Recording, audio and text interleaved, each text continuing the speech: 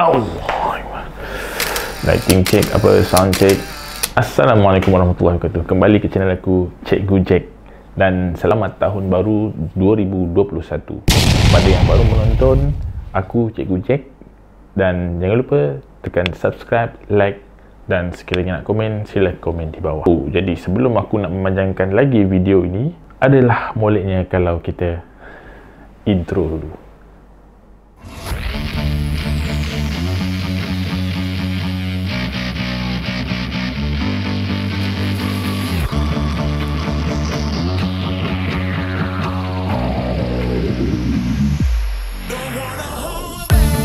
Okay, video hari ini aku nak review penggunaan gimbal apabila aku dah menggunakan kamera Sony A6400.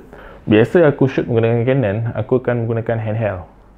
Memang aku zero knowledge berkaitan dengan gimbal. Dan selepas aku membeli Sony A6400, aku belikan gimbal iaitu Zhiyun Wilby S. Okey, sedia maklum, sebelum ni aku menggunakan Canon aku ni 5D Mark II. Okey, untuk setiap kali aku ambil gambar dan video, memang aku akan menggunakan Canon ni sebab ini satu-satunya yang aku ada. Aku memang tak menggunakan gimbal, aku biasanya menggunakan handheld, pegang.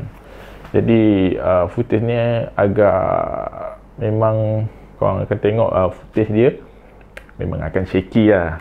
Setelah aku menggunakan Sony 6400, jadi aku belikan sekali lah dengan gimbal. Okay, ini gimbal Zhiyun Wilby S yang aku baru-baru ni gunakan. Aku beli second hand. Okay, bagi pendapat aku lah, memang berbaloi kita nak beli untuk mengelakkan footage kita daripada terlalu shaky berbanding dengan handheld. Tapi walau bagaimanapun, tak semuanya shoot untuk cinematic kita boleh menggunakan gimbal, sebab ada kalanya kita perlukan handheld jugalah. Sebab sepanjang aku menggunakan gimbal ni, sebab aku ni memang zero knowledge berkaitan dengan gimbal ni, penggunaan gimbal ni. Jadi aku kena belajar lah sekerap yang mungkin, bawa keluar kamera dan menggunakan gimbal. Ada beberapa shoot yang aku rasa gimbal ni aku tak boleh rely on lah. Maksudnya aku beberapa shoot aku perlukan handheld juga. Jadi di situ kita lihat ada pro dan con, sebab ada beberapa angle kita tak boleh gunakan gimbal sebab di ruang yang sempit. Jadi aku dah terbiasa dengan handheld dan sekarang ni aku menggunakan gimbal. Sebab apabila korang tak pernah gunakan gimbal, korang kena banyak belajar. Kerana aku dah biasa menggunakan Canon, jadi aku kena banyak belajar bagaimana menggunakan Sony. Itu yang satu kelemahan aku lah. Sony dia punya focusing memang terbaik, tapi kadang-kadang focusing itu juga mendatangkan masalah kepada kita lah.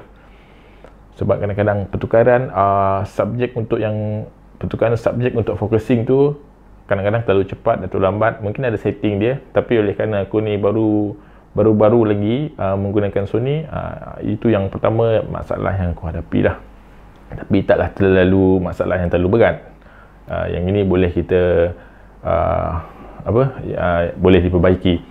Manakala untuk penggunaan gimbal ni, kita kena tahu angle yang kita nak shoot, pergerakan yang kita nak shoot. Okey, macam mana movement dia, apa segala, kita kena belajar. Kita kena selalu keluar test, kira macam berlatih lah penggunaan gimbal ni. Sebab penggunaan gimbal ni nampak macam senang lah, tapi sebenarnya kalau korang dah pegang sendiri, oleh kerana korang macam aku dah terbiasa dengan handheld, apabila aku pergi ke gimbal, masalah dia pergerakan aku terbatas sedikit lah. Memang akan terbatas sebab pergerakan untuk handheld memang lebih senang. Walaupun senang, tetap juga perlukan gimbal untuk pergerakan di mana kita shoot kita shoot apabila dalam keadaan kita bergerak, kita berjalan ataupun kita berlari. Memang gimbal ini memang terbaik. Tapi untuk shoot cinematic ataupun pada ruang-ruang yang agak sempit, aku rasa handheld lebih sesuai lah bagi aku. Bagi korang aku tak tahulah.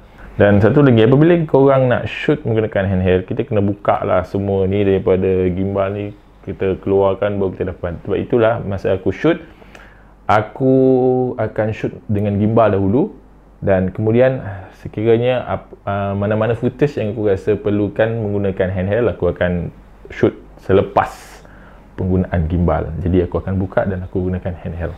Satu lagi iaitu dia punya joystick. Kita kena train betul-betul lah dia punya joystick ni. Dia apabila kita tolak terlalu kuat, pergerakan aksis dia akan terlalu cepat. Okey. Dan rasa macam footage itu terlalu laju apabila pergerakan daripada kiri ke kanan ataupun ke atas ke bawah. Jadi kita kena betul-betul pandai menggunakan joystick dia. Untuk setakat ini bateri aku rasa okey lagi, sebab bateri dia aku beli baru. Dan penggunaan gimbal ini aku rasa dia ada pro dan con. Tapi dia boleh diatasi lah.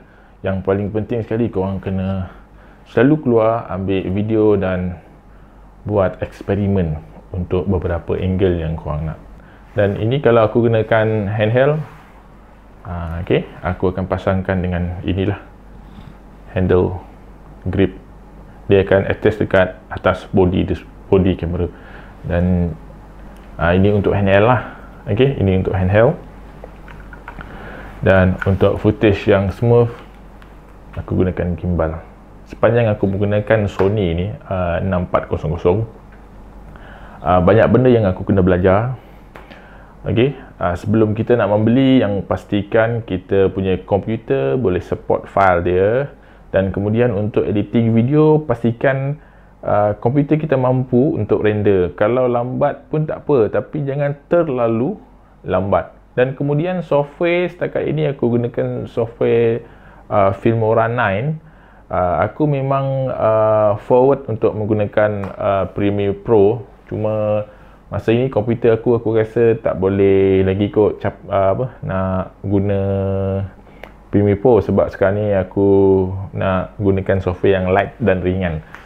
Okey, kepada rakan-rakan yang menonton, kalau nak yang software yang ringan, contohnya Filmora 9 pun dah okey dah.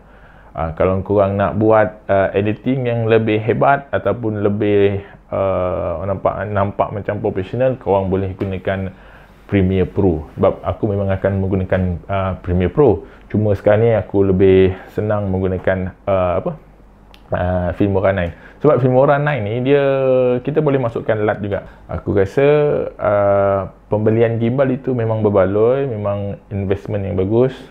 Dan cuma aku nak ingatkan, handheld pun kita kena pandai juga, dan kemudian gimbal pun kita kena pandai juga. Maksudnya dua-dua tu kita kena combine sekali, barulah cantik video yang kita nak buat. Contohnya kalau video yang cinematic lah.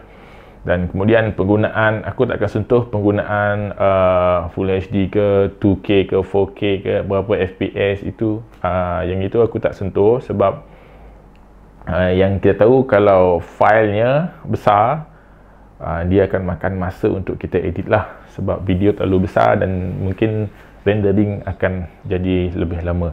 Itu terpulang kepada software. Kalau komputer korang memang komputer yang dah memang power gila punya, yang harga sultan-sultannya, memang boleh korang edit untuk file-file yang besar. Sekiranya ada apa-apa pertanyaan, boleh komen di ruang di bawah. Dan kemudian aku buat cinematic video, aku link kat di atas dan korang boleh tengok.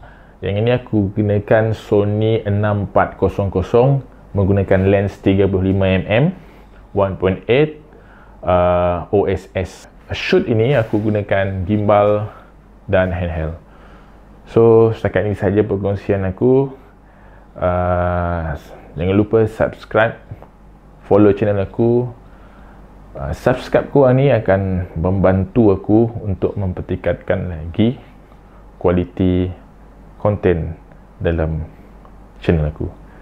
Jadi sekian, selamat tahun baru. Assalamualaikum.